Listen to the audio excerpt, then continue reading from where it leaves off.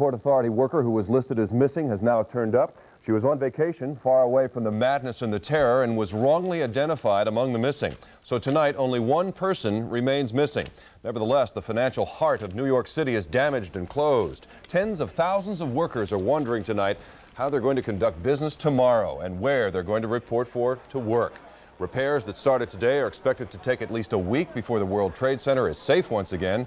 And as police patrol the area tonight, detectives and the FBI are analyzing dozens of phone calls claiming responsibility for Friday's blast. Senior correspondent John Johnson is live at the World Trade Center with the latest. Here at the World Trade Center are being hampered in their investigation as to who planted this bomb and why, because there's structural damage at the bomb site. Structural damage at Ground Zero, where 5 were killed and a 6th is presumed dead. The speculation had become a grim fact for Mayor David Dinkins by the time he met with city, state, and federal officials today. The meeting at the police department's command and control center about the bomb. The gigantic crater created by the explosion, which ripped up and down from a public parking garage in the B2 second-level sub-basement of the World Trade Center on Friday, was done by a malicious bomb. It's clear that the device was placed somewhere that it could do maximum damage. Now, whether that was a product of planning or luck, I don't know. Police Commissioner Raymond Kelly admitted there had been more calls claiming responsibility for the bombing at the World Trade Center, as many as 40. But one call is reportedly tantalizing for investigators. That, a call which police received 1 hour after the Friday noontime explosion.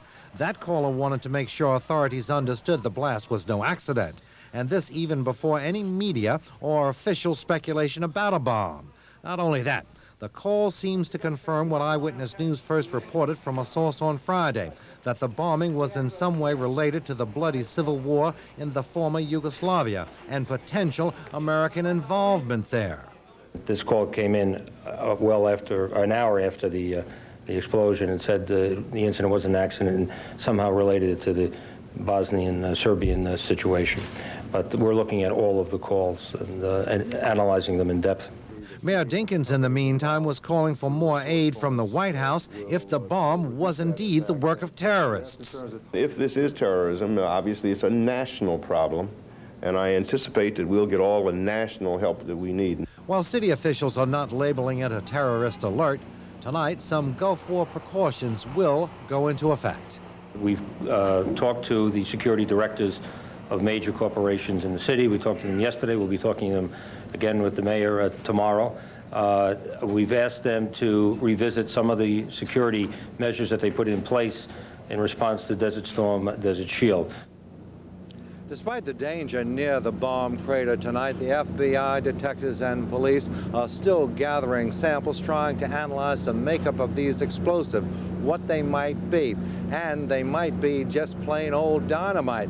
Any kind of clue like that may lead investigators to conclude whether indeed this was a terrorist bomb or not. In the meantime, Celeste Ford is standing by. She has information as to whether you will be able to come to work here tomorrow at the World Trade Center. Celeste? Well, John, it does not take an in-depth investigation to know this disaster is hurting businesses at the World Trade Center. Perhaps you've heard of the biggest tenants, Shearson Lehman, Dean Witter, and the Japanese banks, Daiichi and Fuji. They are among roughly 350 businesses scrambling to find office space tonight, and many are turning to their landlord, the Port Authority, for help. All day and into the night, businesses big and small return to the World Trade Center to retrieve vital documents and equipment. They gave us a half hour, and the three of us just took as many of the really important, documents and other records as we could. Jacqueline Bernstein fears what this will mean for her executive search firm. It means loss of contact while there are hundreds of other agencies working while I'm not. How much time do you need? On the center's underground concourse, the Port Authority set up its so-called buddy system. Tenants call round the clock asking their landlord for information, alternative space, and access to their offices. It's a monumental job, but we're here all day and all night. The giant brokerage house, Dean Witter, must relocate several thousand employees. Building 5 has reopened, but employees in buildings 2 and 4 will move to other offices. Oh, wait a minute, okay. The law firm Brown & Wood will need space for 500 employees. 3 attorneys spent the afternoon on the 57th floor of One World Trade Center gathering legal documents. They have power and phone service, but they cannot return until the water and building services are restored. Where will employees report tomorrow? We've had a series of very generous offers, and we're trying to determine which ones we can use and how we can use them. From other law firms? Right. Clients? Clients, too. The city made 4 World Trade Center a priority. It houses the 5 commodity exchanges, and Monday morning, those floors will reopen. Otherwise, world prices for everything from precious metals to coffee beans would have been disrupted. Commodities exchanges are hiring additional fire wardens and creating an ad hoc emergency system that the fire commissioner feels comfortable ensures the safety of all of the members of the exchanges. World Trade Center number 7 will also be open. The Vista Hotel is closed indefinitely due to structural problems, and most stores on the concourse, along with hundreds of businesses, will be closed at least a week. It's really almost impossible to figure out what the impact is and how to make up for it. 50,000 people work at the World Trade Center, and throughout the day, we've heard radio commercials with companies telling their employees what to do about tomorrow. Some businesses have reportedly taken out newspaper ads, while most are relying on phone chains calling each of the employees. Imagine the chaos tomorrow might bring. And we're live in Lower Manhattan. I'm Celeste Ford, Channel 7 Eyewitness News. At the same time, Governor Mario Cuomo says tonight that he is going to ask for federal aid for businesses wiped out or damaged by Friday's bombing. If the Small Business Administration approves, businesses could apply for guaranteed loans of up to $500,000. Sarah? As we've been telling you, if you work in Lower Manhattan, you may need to give yourself some extra time getting there tomorrow. A little update tonight. It has just been announced that pass service to the World Trade Center will be operational by 6 a.m., and that's good news. If you come by subway, though, service on the C line runs between 143rd and Canal Streets only. The E line will go to the World Trade Center. Subway lines 1 and 9 are suspended from Chambers Street to the South Ferry, but shuttle buses will be available. And the N and R lines bypass Cortlandt Street. If you're driving into the city, some streets south of Canal and west of Greenwich Streets are closed. And West Street south of Chambers is closed in both directions. The FDR Drive and the Brooklyn Battery Tunnel are now open, but expected to be slow going. As for ferry service, the Staten Island running a normal schedule. The Hoboken ferry will run every 5 minutes during rush hour, and the Port Liberty ferry is adding service in the morning and evening rush hours between Jersey City and Pier 11. And we also have some phone numbers tonight that may be of help to you. Hotlines set up to provide the latest information on transit and businesses in the World Trade Center. The number for the Hoboken Ferry is 1-800-GO-FERRY. And a hotline set up by the Port Authority is area code 212-962-4026. Now that number is for commercial tenants of the World Trade Center who want to know what offices are open. That number, though, is expected to be operational during business hours only. Harry? The damaged areas of the World Trade Center are still unstable tonight, still in danger of collapse. It's a very delicate situation for repair and search crews. Tappy Phillips was there today. There were no rescue workers in the gaping hole under the World Trade Center today. It was too dangerous. The floors of the underground parking garage are hanging precariously and have to be shored up before anyone can go in. Basically what's involved here is penetrating the floor, actually cutting through the floors next to the columns that were damaged and needling steel down and reinforcing those columns at this point before the crime scene investigation can get in there and start doing what they need to do. Emergency medical workers stood by in case the one person still missing in the blast was found. The parking garage where the blast occurred is next to the Vista Hotel, and today hotel employees removed the luggage of guests who abandoned their rooms. They have no idea when the hotel will reopen. We can't really say until a full assessment of the possible damage has been made, and only then we can have an idea. Just for the time being, it's quite obvious that the hotel remains shut down for the moment. There was no structural damage done to the World Trade Towers, but all the support systems were destroyed in the blast. There is an extraordinarily high amount of damage done. And all those support systems must be repaired before the towers can be reoccupied. We have been working feverishly for the last, I guess it's 48 hours now, trying to restore vital systems. Communication systems are essential, fire smoke detection systems, ventilation systems, even the steam systems. The PATH station is still closed and will be until vibration studies are complete. Before we run in the tunnel closer to the blast site, we want to do vibration testing. We hope to complete that today. It will be at least a week before the World Trade Towers are open again for business, and probably even longer, according to the Port Authority. But the repercussions of this attack on New York and the country will undoubtedly reverberate for much longer. In Lower Manhattan, Tappy Phillips, Channel 7 Eyewitness News. As terrible as it was, Friday's explosion could have left a lot more dead and injured. But New York was quick with a response that quite possibly saved many lives. Tonight, David Navarro looks at what happened in the first critical minutes after the blast. Tonight, city officials are patting themselves on their backs for how they responded to one of the biggest challenges the Office of Emergency Management has ever faced. I'm very pleased with the city's response. It was a mobilization like no other. Firefighters, police officers, EMS workers all coming together for one Herculean effort. At the height of the incident, the fire department had 150 units at the scene and more than 750 firefighters. Meanwhile, EMS responded by coordinating the use of 118 ambulances, some from the city, some private companies, some from out of the state. At 12:18, a blast rocks the World Trade Center complex. Almost 2 minutes later, the fire department was on the scene. At 1 o'clock, the fire department declared it a 5-alarm incident, and the Office of Emergency Management mobilizes its multi-department task force at One Police Plaza. By this point, all 10 of the city's emergency service units were notified. We went into the high-rise rescue plan, which is to send a unit to Floyd Bennett Field so that we can equip and man a helicopter. Tim Farrell was part of the first team to reach the Twin Towers by helicopter. Hovering 50 feet above Tower Number 2, he rappelled onto the roof and paved the way for the rescue effort from above. Meanwhile, firefighters were marching up from the ground floor, many carrying up to 70 pounds of equipment. Mike Dugan was part of a team searching elevators as high as the 44th floor. Inside one, he found 10 people semi-conscious. They were out of it.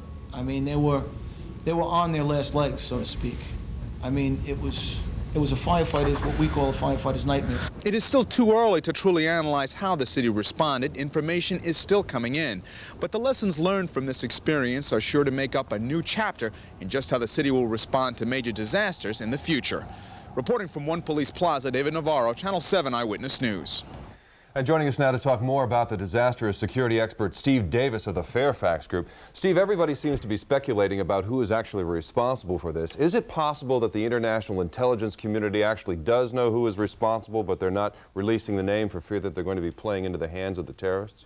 Well, you know, terrorists engage in this activity for the express purpose of getting attention and publicity to their specific cause. And sometimes by identifying them or giving them credit early on in the investigation, while the world attention is focused right here, might be unnecessarily giving them an upper hand. But if we knew who was behind it, or they knew who was behind it, wouldn't they have announced that beforehand? You would think that traditionally they don't only announce it to federal authorities or state authorities, but they usually reach out to one of the wire services or somewhere where they'll get widespread recognition and acknowledgement. And that's not That hasn't happened yet, as far as we know. Another question, we hear a lot about the term signature and identifying mechanism for a particular device. Will we be able to tell if that is true in this case, and is there always a signature? Well, just like in profiling serial crimes, investigators often look for a modus operandi, something that is unique to a certain group or person based on past experience. It's called signature in bomb investigations, and they'll look for some trace of evidence, maybe a piece of the bomb or the detonator or a pattern that they may have seen before and they can attribute to a particular group, but it's not an exact projection.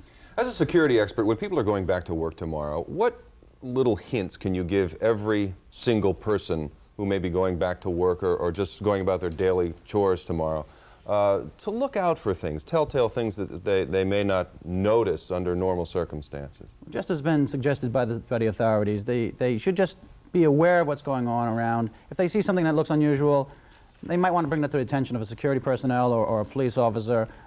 Cars parked in an area, unusual area for a long protected period of time, or packages that they think are suspicious. They shouldn't try to investigate it themselves, nor should they be overly concerned with, you know, unnecessarily worrying about normal things that you see every day. But anything unusual, they should try to bring it to the attention of the security personnel or professional. Just kind of be on your toes, just kind of know what's going on. Just be more aware, and I think that's going to happen naturally after a thing like this. But not get paranoid, that's a problem. That's right. You have to avoid, as the governor said, you have to avoid the not getting back to normalcy. Okay, Steve Davis, we thank you very much for joining us tonight. You know, there are many tales of survival tonight, and they are not only being told around this area, but they're really being told around the world as well.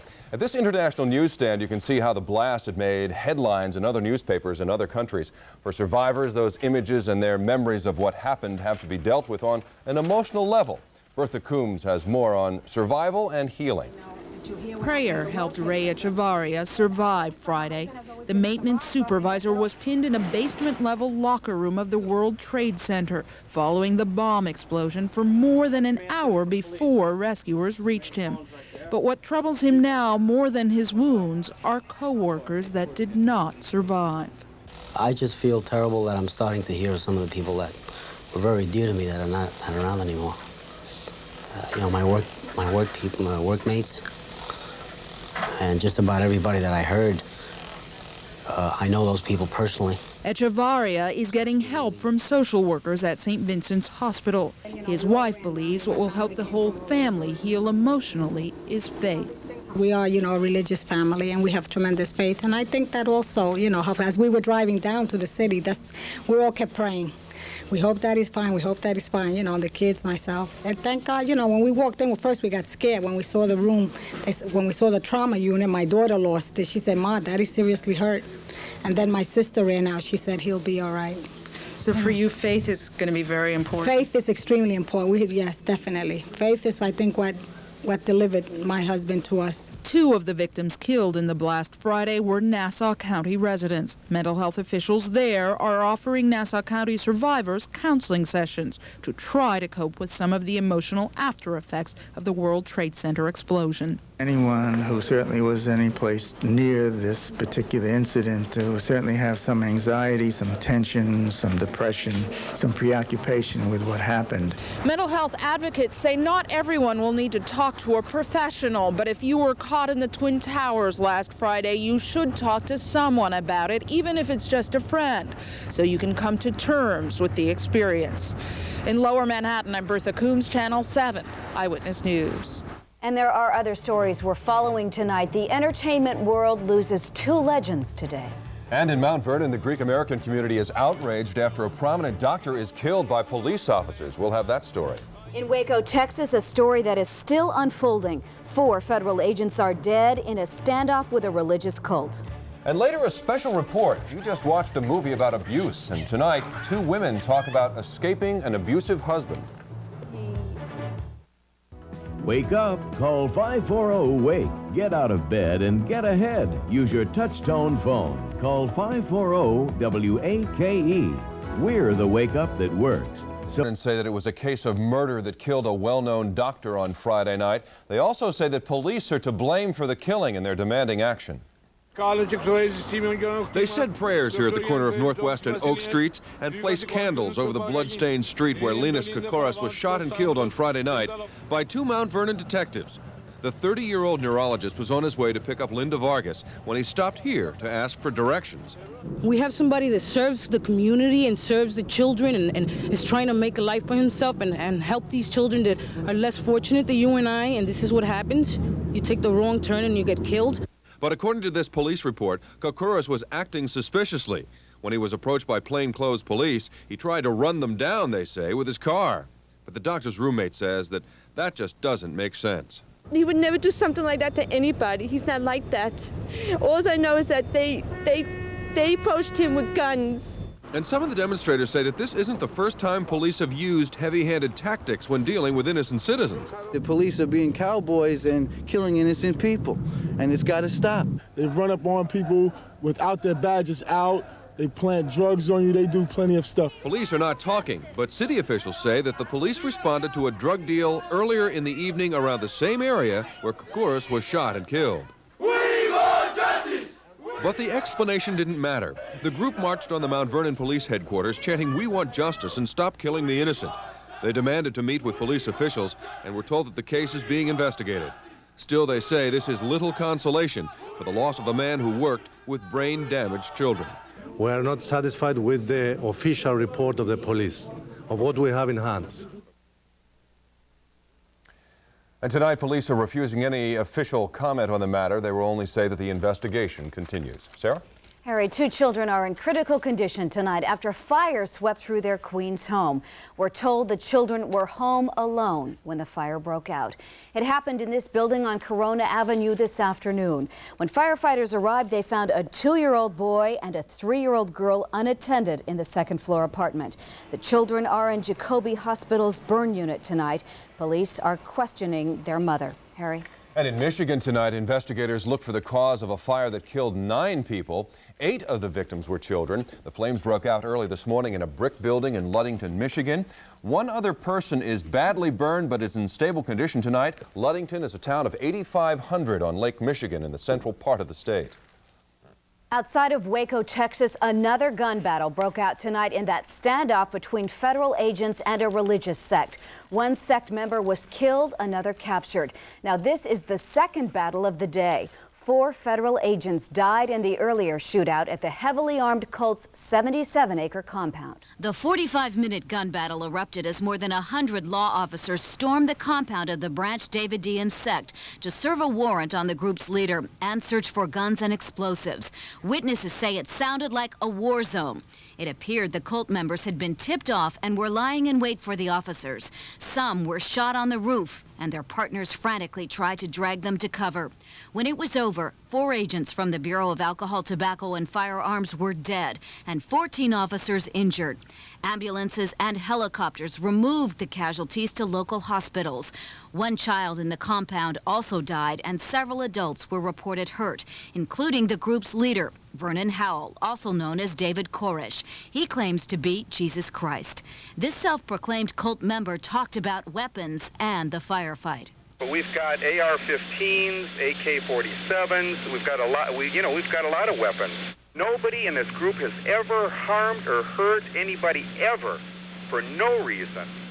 Not David Koresh, not anybody here. I mean, it was such a shock to all of a sudden hear this bang, bang, bang, just rapid fire, and it was coming from all over. But this is not the first time there have been problems at the compound. David Koresh and 7 others were accused of attempted murder after a 1987 gun battle with a former leader. The 7 followers were acquitted. Koresh's case ended in a mistrial. Harry? The world of show business is in mourning tonight. Entertainment legends Ruby Keeler and Lillian Gish have both died.